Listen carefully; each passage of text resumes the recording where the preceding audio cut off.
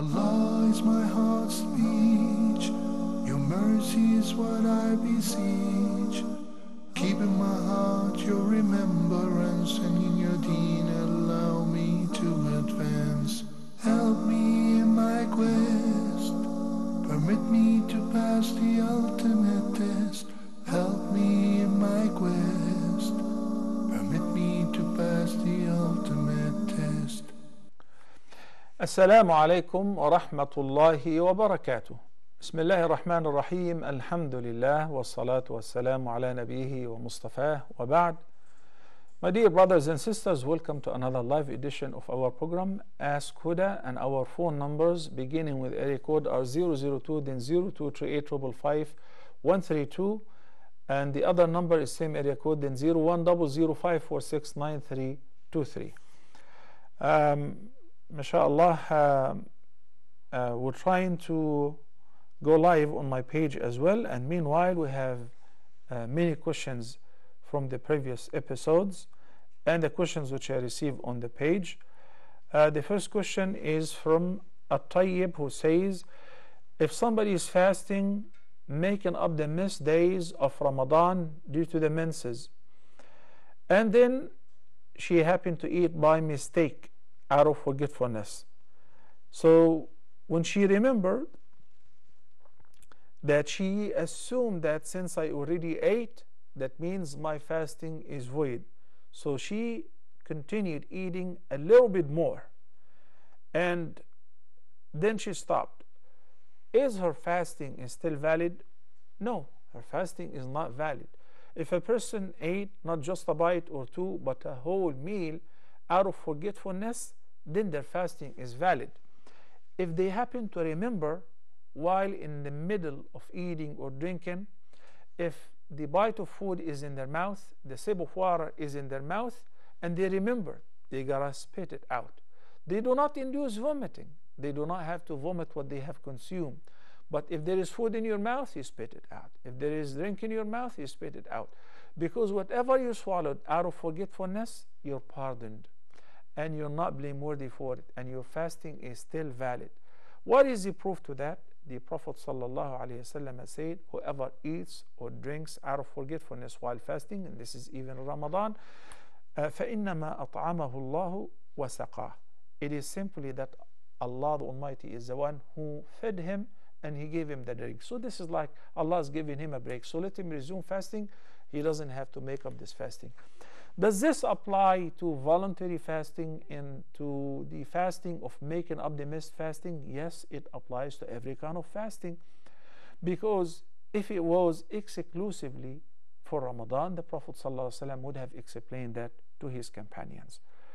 But when the sister remembered and she still continued to eat even a little bit, drinking a little bit of water or any drink, or consuming anything while fasting, deliberately and knowingly invalidate fasting.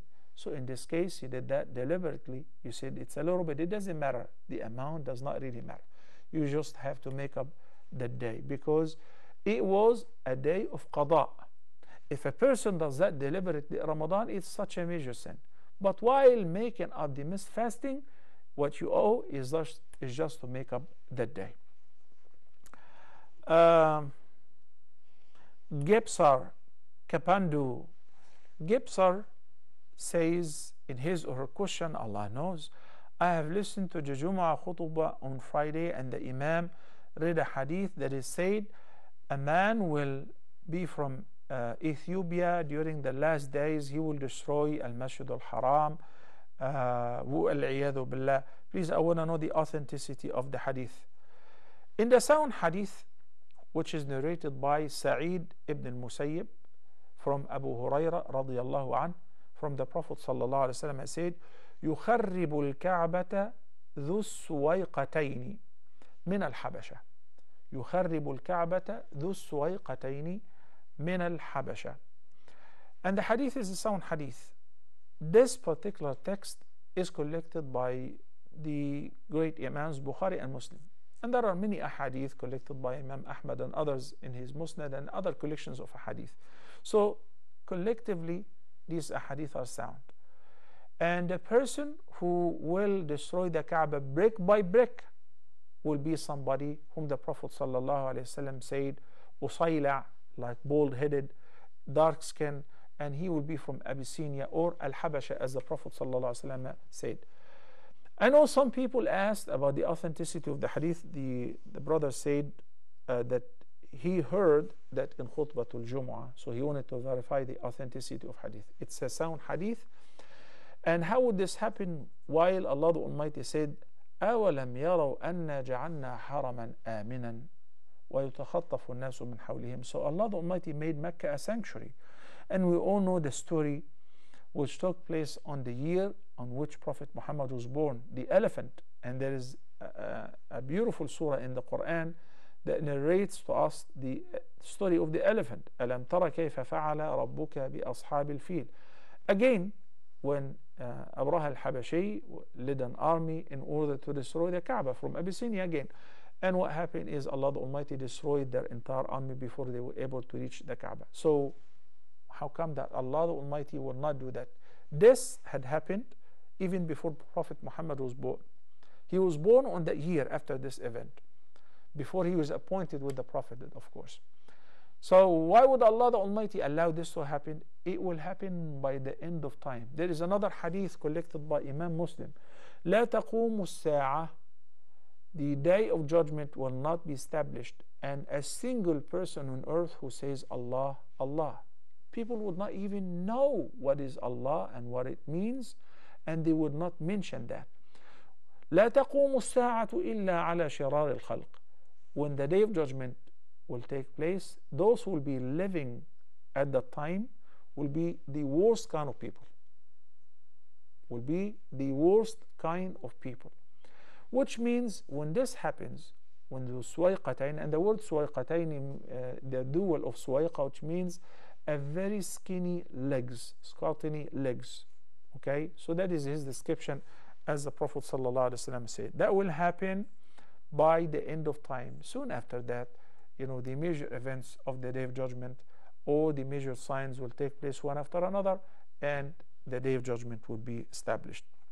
The following question is from Mudassir Hussein. Mudassir says, it is said that it is not permissible to make dua after fard prayer, and it is recommended to make dua during Salah, but in fard Salah, Imam does not give us the time to supplicate. And it is said that after the prayer it is haram to make dua. Let me correct your informations. Let me correct your informations. It is permissible to make dua even after the prayer, whether it is fard prayer or voluntary prayer, no problem.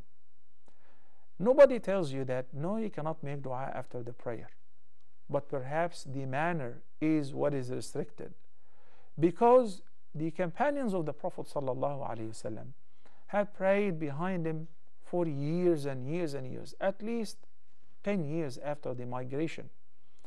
And there is no mention whatsoever that the Prophet ﷺ used to turn around and recite the adhkar out loud.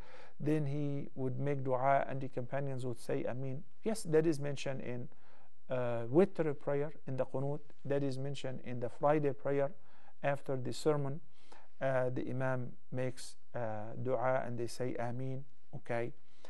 But after each further prayer, turning around and making dua and the followers supplicate by saying Ameen, that is not narrated. But if you yourself after the prayer want to sit and make dua, it is permissible, and I have discussed this repeatedly.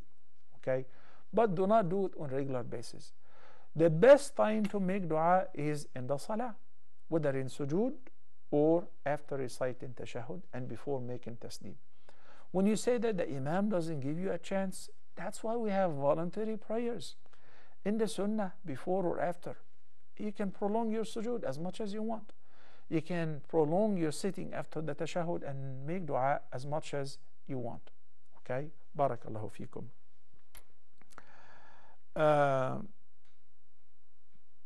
Sister Rita Hussein says, the best dua to get rid of toxic people and dua for cure of cancer.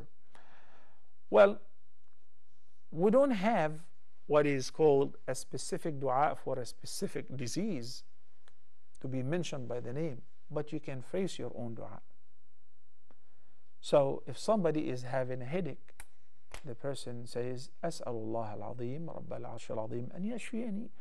I ask Allah the Great, the Lord of the Great Throne, to cure me from the headache, from the migraine, from the cancer, from the anemia, from knee pain, you name it. Okay? But the Prophet ﷺ didn't prescribe a specific dua for instance, for cancer. Somebody is having stomachache, somebody is having constipation or diarrhea. Ask Allah subhanahu wa ta'ala, oh Allah, cure me. Oh Allah, alleviate my pain. Oh Allah, remove my suffering. You can do that. And the Prophet ﷺ taught us there are many supplications, general supplications. You can simply put your palm on the body part which is aching and ask Allah subhanahu wa ta'ala to cure you, or to say أعوذ بكلمات الله التامة من شر ما أجد وأحاذر. I seek refuge with Allah in His most perfect words against every evil that I fear and I find. من شر ما أجد وأحاذر. You recite any part of the Quran. We have learned that one of the greatest recitations or means of ruqyah and cure from sickness, even those which we think they are pure clinical and they don't have cure, is Surah Al-Fatiha. In the hadith which is narrated by Abu Sa'id al-Khudri radiyallahu anh, it was even a cure against a snake bite and a scorpion bite after they failed to save the life of this person. So one of the Sahaba recited upon him Surah Al-Fatiha several times, فَكَأَنَّمَا نَشَطَ مِنْ عِقَالٍ, and he got up as if he was tied up and now he's untied, like a camel after being untied. Subhanallah. And Umar al-Khattab, may Allah be pleased with him, regularly he used to give ruqyah by simply reciting Surah Al-Fatiha. So you can do that. As far as the toxic people, yeah, it seems like we're having a problem with the voice, with the audio. May I have the director work on the volume, please? The viewers are complaining that the sound is not clear. Okay? Barakallahu feekum. We'll work on it, inshallah. And we apologize for this technical problem. Okay, I got it.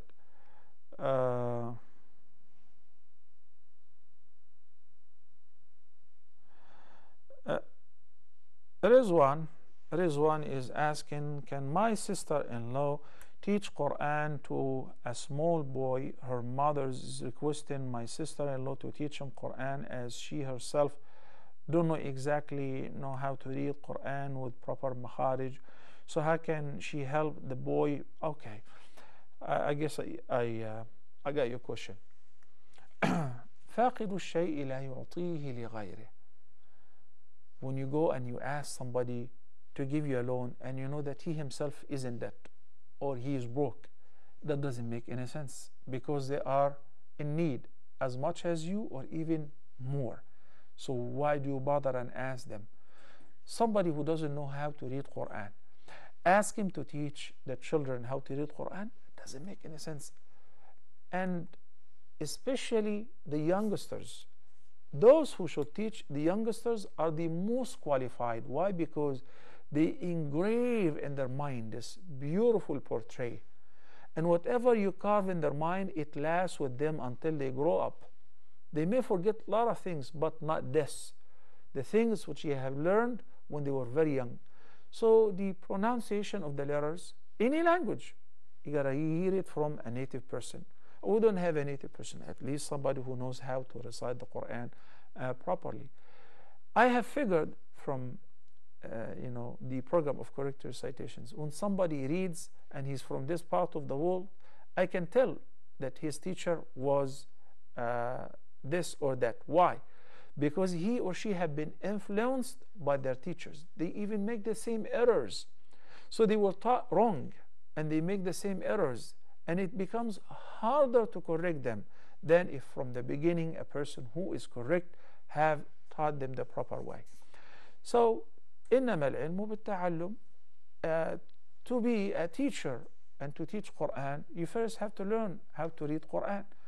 And once you achieve that, and once you excel in that, and if you're given the permission by your teacher or an ijazah, for instance, you can teach others.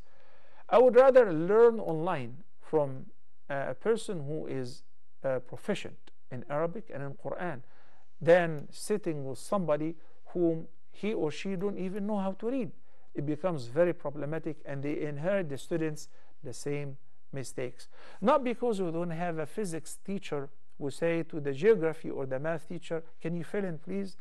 Yeah, I'm a substitute teacher. I can just fill in to sit and entertain the students, but I have no clue about physics. Just tell them anything, it doesn't matter.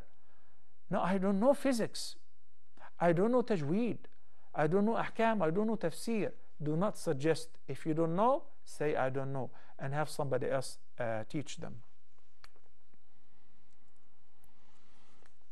Let me see this question from Sister Nadia.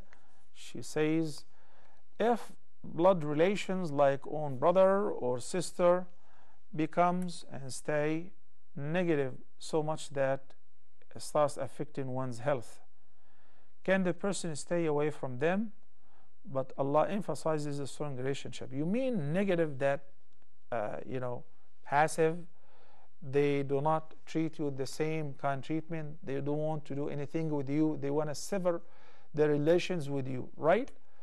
This question was asked to the Prophet ﷺ, and if there is a similar question, then my role is to transmit the question and answer of the Prophet ﷺ to you guys. I have no say in it. I learn like you exactly. And the teacher was Prophet Muhammad ﷺ. A man came to him and said, Ya Rasulullah, inna li qarabatan asiluhum wa yaqta'unani. I have some relatives.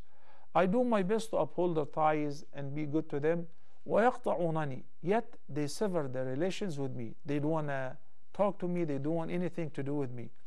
So what am I supposed to do? And I know that the audience, especially if non-Muslims are listening, would say, hell with them. You don't want to talk to me. I don't want to talk to you either. Right? No, this is not right. Well, that was in the answer of the Prophet ﷺ. He said, if it is as you say, then فَكَأَنَّمَا تُصِفُّهُمُ الْمَلْ وَلَا يَزَالُ مَعَكَ مِنَ اللَّهِ عَلَيْهِمْ نَصِيرٌ. If what you said is true, because sometimes it is not exactly true what you're saying, so I'm going to answer the question according to the question, not according to the reality, which I have no clue about it. It will be similar to feeding them the hot sand. Yani, you're not blameworthy, you will still receive the reward, you are pardoned by Allah the Almighty, you're blessed for upholding the ties of their kinship, for talking to them, for visiting them. What about them? They are blameworthy, and their blame is similar to eating the hot sand. This is how terrible it is. Okay? This is how terrible it is. And Allah will continue to support you against them. Oh, so still Prophet Muhammad ﷺ didn't tell him that to take a hike or not to talk to them or to treat them the same? No, it didn't.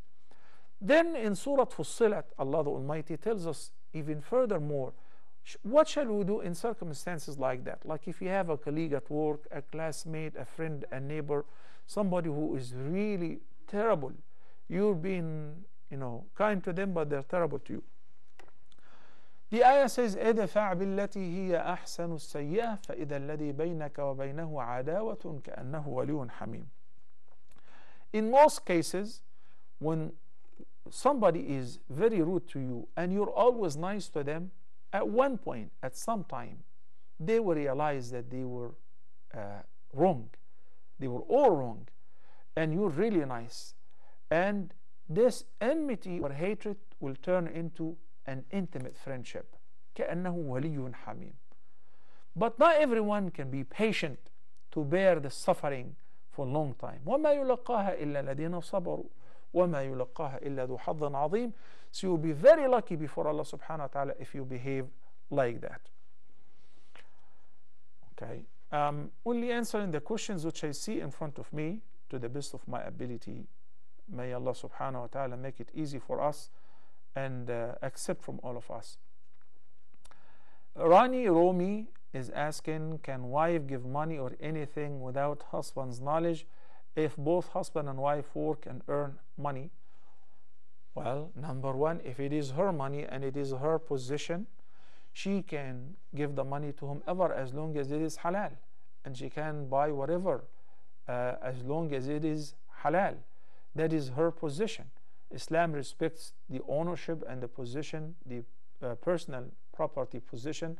Everyone possesses whatever. This is your right. So if she wants to support her parents, her siblings, to give it in a charity, that is her money. Okay, so she doesn't have to seek a permission even from the husband before spending such money, as long as it is in a good cause or a halal means. Having said so, I would like to remind myself and you brothers and sisters, the relationship between the husband and wife is not based on independence, challenging and competitive nature. No, it is rather based on shura, compassion, affection, mercy, mutual consultation. So the husband, not only the wife, the husband should consult his wife, the wife should consult her husband. There is a beautiful ayah in Surah Al-Baqarah, I believe it is ayah number 233. Yeah, second chapter of the Quran. When Allah the Almighty was talking about the rada', the breastfeeding, He said, وَالْوَالِدَاتُ يَرْضُعْنَ أَوْلَادَهُنَّ حَوْلَيْنِ كَامِلَيْنِ.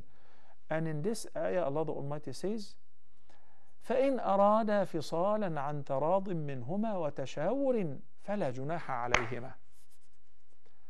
Look, who is breastfeeding the child? The mother. And who is supposed to support financially the breastfeeding mother and the child? The husband, the father, yani, right? When it comes to the weaning, it should be based on mutual consultation and based on their consent, both of them. عن تراض منهما وتشاور فلا جناح عليهما. The Quran recommended the breastfeeding for a couple years, but if for a reason or another the couple, the husband and wife, they had a meeting, mutual consultation, and they agreed that, you know, a year and a half is enough. I'm really sick and I'm having anemia and I need to rest. Honey, no problem. Okay, we can complete the, you know, the feeding through the formula or whatever. Look, there is what? تراض منهما وتشاور. An agreement and mutual consultation between them, even concerning the weaning. The wife may think it's solely my decision, and the husband may think it's solely my decision. No, neither one of you. So live both of you on the basis of rahmah, mutual consultation. وَجَعَلَ بَيْنَهُمَا مَوَدَّةً. The ayah of Surah Al-Rum, ayah number 21. وَمِنْ آيَاتِهِ أَنْ خَلَقَ لَكُم مِّنْ أَنفُسِكُمْ أَزْوَاجًا لِتَسْكُنُوا إِلَيْهَا وَجَعَلَ بَيْنَكُمْ مَوَدَّةً وَرَحْمَةً. Affection and mercy. إِنَّ فِي ذَلِكَ لَآيَاتٍ لِقَوْمٍ يَتَفَكَّرُونَ. Indeed, in that there are signs for people who ponder. May Allah make us among them. The following question, Anjuman Mukti. Anjuman is asking, is it obligatory for me to do the household chores in my husband's family? What part of the works are obligatory for me? What are recommended and what are just optional for me? All right, Sister Anjuman, what is required for the wife is to take care of her duties towards her husband and their offspring. Anything extra is simply optional.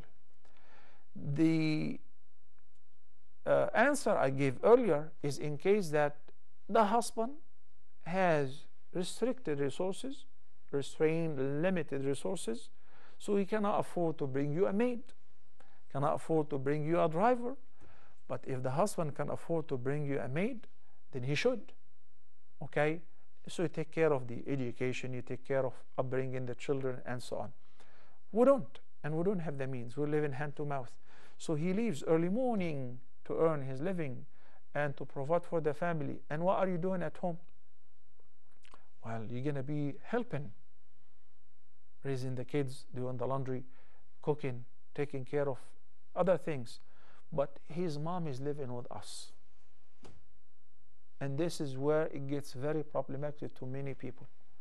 His mom is living with us. As a matter of fact, this is a good luck for you. Why? Because number one, besides, it is not mandatory upon you to serve his mom or his relatives. You do this extra. This is voluntary. And you will be rewarded for that, no doubt. You will be rewarded for that, a magnificent reward. That will strengthen the ties between you both, will increase your love in his heart, and he will be very appreciative, especially if he cannot afford to have somebody to serve his mom or to put her in a separate housing and somebody to look after her.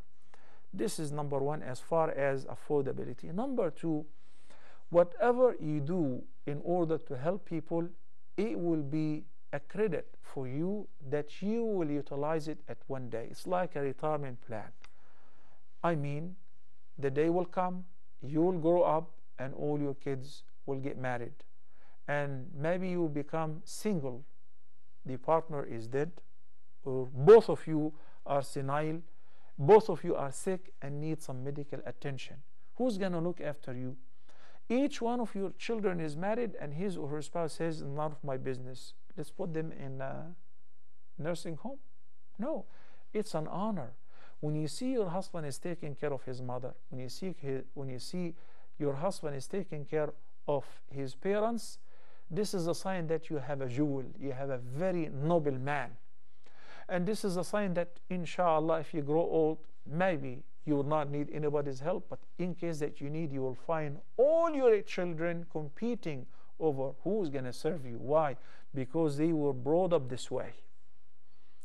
They have seen how you served your mother-in-law or your parents-in-law.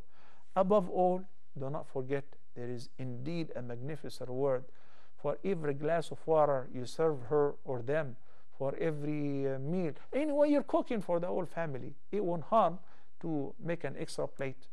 May Allah bless you. Brothers and sisters, we look for such condition in the light of the ayah, وَتَعَاوَنُوا عَلَى الْبِرِّ وَالتَّقْوَى. Help one another to achieve piety, righteousness, and taqwa. We're going to take a short break, and inshallah, when we come back, we have many questions unanswered. I will do my best to answer as many as I can of them, inshallah, next segment, so please stay tuned.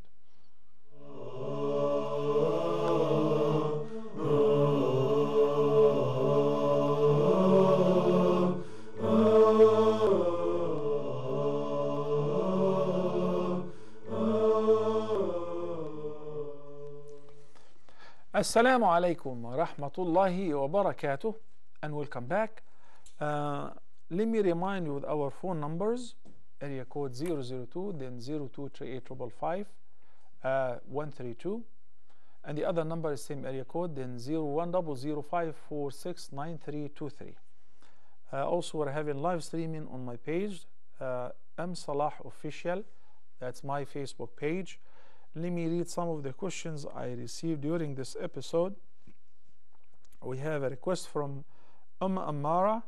Dua for my father, just passed away 7 days ago. He ends his life with wudu and uttering the kalima. May Allah have mercy on your dad.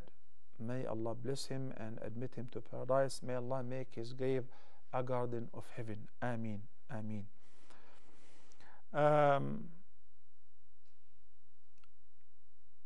The sister Sophia Saeed. Sophia is saying, Assalamu alaikum, may Allah bless the whole team of Ask Huda. Is there any Eid Salah for women who want to pray at home, for women who are not able to make it to the congregational prayer? Well, if the person is able to go to attend the Eid prayer, they should, including women, all ages, including women during their menses, even though they don't actually pray, but they witness the congregation. But let's say that somebody did not attend the Eid prayer. Can they make it up? Yes, they can make it up. And similarly, by analogy, those who are not able to go for a physical reason, they can pray it, and they can pray it in Jama'ah anywhere else. Yes, they can make it up. So sister, yes, you can pray Eid with those who are with you at home. Sabina Al-Dumi, sister Sabina is asking, can I pray and make dua for my father who is not Muslim? Yes, you should. Not only you can, you should make dua for all your family members who are not Muslims. Ask Allah to guide them. No, I mean that he is sick and he's, for instance, somebody's father, mother, spouse, not Muslim, having cancer, having migraine, having whatever. Can I make dua and ask Allah to cure them? Yes, you can pray for them. And it is recommended to make dua for those who are sick and suffering. And it is most important, recommended, that you should make dua and ask Allah to guide them. Well, as long as the person is still breathing, then there is a chance, there is a possibility. And the Prophet ﷺ did pray at one point, even for Abu Jahl. He was hoping that he would become Muslim. He prayed for his uncle. But Allah subhanahu wa ta'ala said, لَيْسَ عَلَيْكَ هُدَاهُمْ وَلَكِنَّ اللَّهَ يَهْدِي مَنْ يَشَاءُ. Their guidance is not due upon you. It is Allah who guides whomever He wills. Now, when the person dies in a state of disbelief, and he was aware of Islam and he refused willingly, it is not up to me. I'm no one to tell you, yeah, you can continue to pray for them, because even Prophet Muhammad, peace be upon him, was forbidden making dua for the non-believers after their death. You know, he said, استغفر لهم أو لا تستغفر لهم إن تستغفر لهم 70 مرة لن يغفر الله لهم. Whether you seek forgiveness for them or you don't, even if you seek forgiveness for them 70 times, Allah will never forgive them their sins. Why? Because they died in a state of disbelief. The Prophet ﷺ was very eager to seek forgiveness for everyone. He said, by Allah, if I know that if I continue to seek forgiveness beyond that, more than 70 times, they will be forgiven, I would have done it. And even before Prophet Muhammad ﷺ, the Quran tells us that Ibrahim alayhi salam was forbidden from making dua for his late father after he died in a state of disbelief. In the beginning, he continued making dua for him when he said, لَأَسْتَغْفِرَنَّ لَكَ وَمَا أَمْلِكُ لَكَ مِنَ اللَّهِ مِنْ شَيْءٍ. He said, I shall continue to seek forgiveness for you, but I do not own anything or an art to benefit you with before Allah. So the Quran says that Ibrahim's father died as a non-believer. Did he continue to make dua and istighfar for him? No, he was not allowed. The Quran says, وَمَا كَانَ اسْتِغْفَارُ إِبْرَاهِيمَ لِأَبِيهِ إِلَّا عَنْ مَوْعِدَةٍ وَعَدَهَا إِيَّاهُ فَلَمَّا تَبَيَّنَ لَهُ أَنَّهُ عَدُوٌّ لِلَّهِ تَبَرَّأَ مِنْهُ إِنَّ إِبْرَاهِيمَ لَأَوَّاهٌ حَلِيمٌ. Look at this ayah and the previous ayah. So the previous ayah is commanding the Prophet ﷺ and the believers, you're not allowed to make istighfar for the mushrikeen. Which mushrikeen? The mushrikeen who died in a state of disbelief. وَلَوْ كَانُوا أُولِي قُرْبَةٍ, even if they were relatives. When? مِنْ بَعْدِ مَا تَبَيَّنَ لَهُمْ أَنَّهُمْ أَصْحَابُ الْجَحِيمِ, after it has been confirmed that they are going to hell. And when is it become certain and for sure that they are going to hellfire? If a person dies in a state of disbelief, he was informed about Allah, about the oneness of Allah, monotheism, and he refused that deliberately. That was his choice. Enjoy it. No compulsion in religion. But Muslims believe that if any person associated partners to Allah in worship deliberately, and they died in this condition, they shall not enter paradise, and it is only either heaven or hell. So when a person dies in a state of disbelief, you don't have the right to seek forgiveness for them. Then Allah the Almighty followed the ayah by saying, and even in the case of Ibrahim, thousands of years before Muhammad sallallahu alaihi wasallam, فَلَمَّا تَبَيَّنَ لَهُ أَنَّهُ عَدُوٌّ لِلَّهِ تَبَرَّأَ مِنْهُ. When Ibrahim's father died in a state of disbelief, this is when it became confirmed that he's not gonna go to heaven. So Ibrahim disowned him, disowned his father. Inna Ibrahima la'awwahun halim. May Allah guide all our parents, our spouses, our children. May Allah guide all of us and keep us rightly guided and steadfast on the straight path.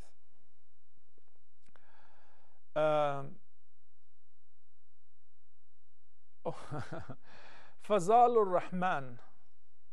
Fazalur Rahman from Pakistan is asking how to actually imagine Prophet Muhammad sallallahu alaihi wasallam. I want to kiss him in imagination. Is it okay or not permissible? Well, I really appreciate that you love Prophet Muhammad sallallahu alaihi wasallam so much, but alhamdulillah, we were taught how to demonstrate this love, not in imagination or anything like that. We have Thawban, who was crying because he wanted to be with the Prophet ﷺ in paradise. And we have this companion and that companion, and the Prophet ﷺ recited upon them, مَنْ يُطِعِ اللَّهَ وَالرَّسُولَ فَأُولَٰئِكَ مَعَ الَّذِينَ أَنْعَمَ اللَّهُ عَلَيْهِمْ مِنَ النَّبِيِّينَ وَالصِّدِّيقِينَ وَالشُّهَدَاءِ وَالصَّالِحِينَ وَحَسُنَ أُولَٰئِكَ رَفِيقًا. You want to see him physically, you want to be with him, you want to hug him and kiss him. It will happen eventually when you enter paradise. You don't have to be a prophet, you don't have to be a shaheed, but you can be an honest person, you can be a true Muslim, you can be a righteous person. Then you have a seat in paradise next to Prophet Muhammad sallallahu alaihi wasallam, according to this ayah of Surah An-Nisa. Embracing every sunnah of the Prophet sallallahu alaihi wasallam to the best of your ability is like embracing the Prophet sallallahu alaihi wasallam. Your feeling is such a precious feeling. As a matter of fact, Rasulullah sallallahu alaihi wasallam said in one hadith, particularly about your feeling, that among those who love me most, some people who will come, they have not seen me at all. He said one of whom would love to pay anything and sacrifice everything he has, his family, his wealth, and everything in life, just to lay his eyes on me once.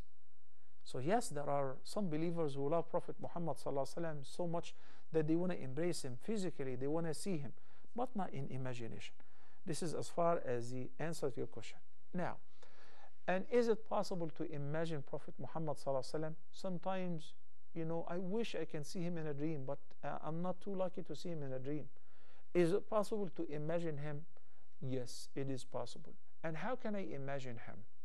If you don't have his description, you will not be able to imagine him. So then how can I have his description? Very simple.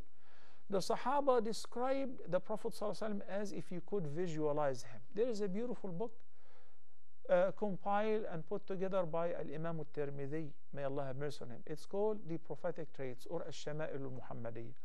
It talks about the prophetic physical and moral characteristics. So when you read the book, by the end you will be able to imagine who was Prophet Muhammad sallallahu alayhi wa sallam. Barakallahu feekum.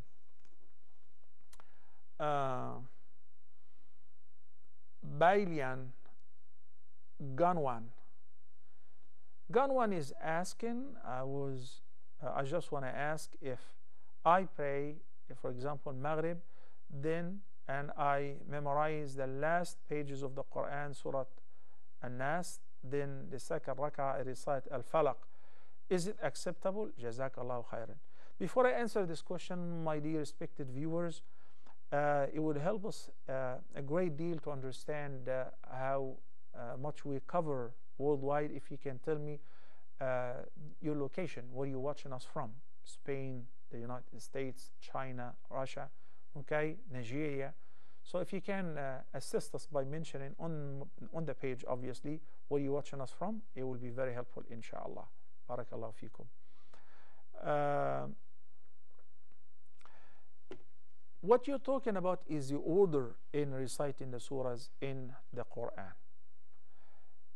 As far as reciting one surah in the first rak'ah, and then in the second rak'ah, the surah before it, that is permissible, even though it is not preferable, but it is permissible. It is permissible. What is not permissible is at-tankis, which is to recite some ayat in the same surah, then in the following rak'ah, you recite the previous ayat to it of the same surah in the second rak'ah. So that is going backward, and this is not permissible. But reciting one surah before another is permissible, inshallah.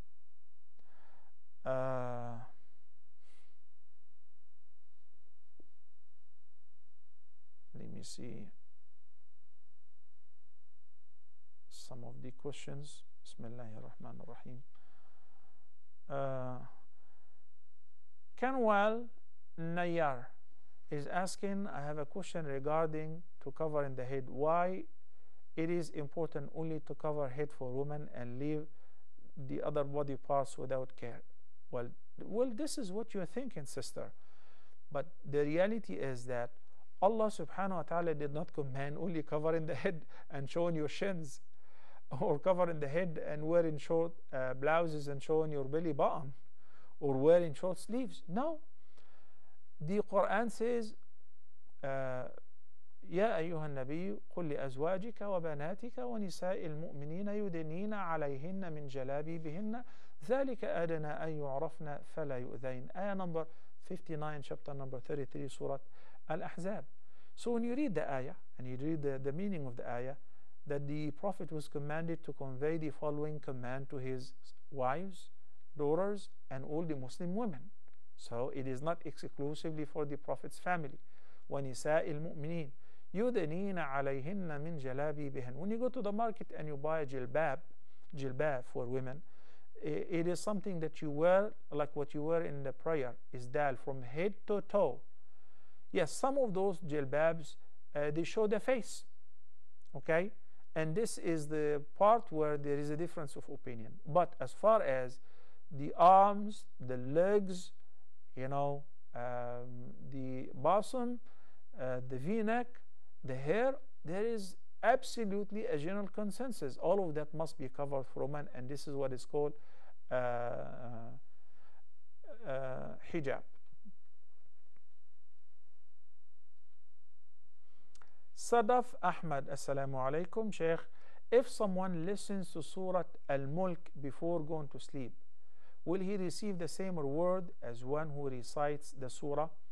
I've mentioned before the opinion of Sheikh Ibn Baz, may Allah have mercy on him, who said that the reward for listening to the Quran is similar to that of reciting the Quran, provided it is listening, not hearing or overhearing. We all know that sometimes people play the Quran in the background. They are on the phone, they are doing some work which requires attention, so they don't know what is recited, and the reciter may finish one surah and goes to another, and they are heedless. Why? Because they are busy. Their mind is preoccupied with something else. That's not called istima'. Okay, it's called hearing. But if a person is sitting, listening to the ayat and pondering over it, that's called istima', and he will be rewarded for it similar to the reward of reciting the Quran, especially if the person is not a reciter or doesn't know how to read the Quran. May Allah the Almighty guide us to what is best. Let me see. Last question of Abu Bakr. Can one still fast if you haven't made your intentions the night before because of the hadith that the Prophet ﷺ asked Aisha? Yes.